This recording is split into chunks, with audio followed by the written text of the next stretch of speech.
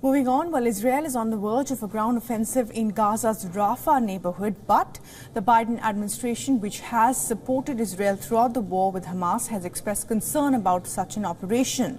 That's because more than 1 million civilians are living and taking refuge in Rafah. The former U.S. Secretary of State Mike Pompeo is visiting Israel to see the situation on the ground, and WION's correspondent Jody Cohen was invited to join him. Take a look at this exclusive report.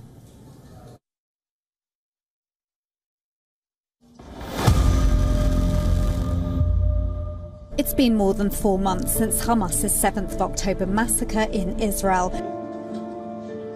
I visited the evacuated Kfar Aza with Secretary Pompeo and Israeli MP Ambassador Danny Danon. It was here that Hamas terrorists massacred more than 60 residents, took 19 hostages and left the village in ruins. Next, we saw WION, the site of the Peace Festival, where Hamas killed over 360 young people and took more than 40 hostages. It's here that numerous eyewitnesses have talked about mass rape being carried out. At Ofakim, where Hamas killed 50 civilians, we heard a security briefing, including details of Monday's rescue by Israel Defense Forces of 2 hostages in Rafah. Hamas says the strike killed 100, while the IDF says they came under fire and killed many terrorists in response. The IDF says it has defeated 75% of Hamas battalions, that it needs to defeat the last of the battalions in Rafah and secure the release of the 134 remaining hostages. Difficulty is that Hamas is said to be hiding amongst the civilian population. I spoke with Secretary Pompeo to ask his views about the planned Rafah operation.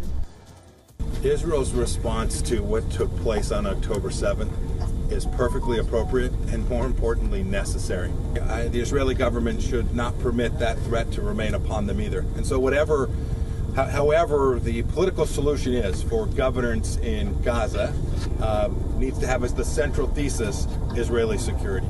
President Biden has called Israel's response to Hamas over the top. Prime Minister Netanyahu responded that taking into account population sizes, the 7th of October was the equivalent of 29 9/11s. And visiting the sites, former Secretary of State Mike Pompeo suggested that the United States would have reacted in the same way as Israel.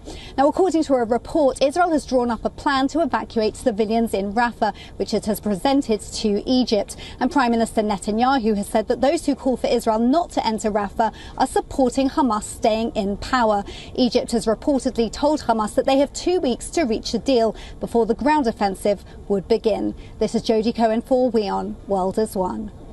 For all the latest news, download the WION app and subscribe to our YouTube channel.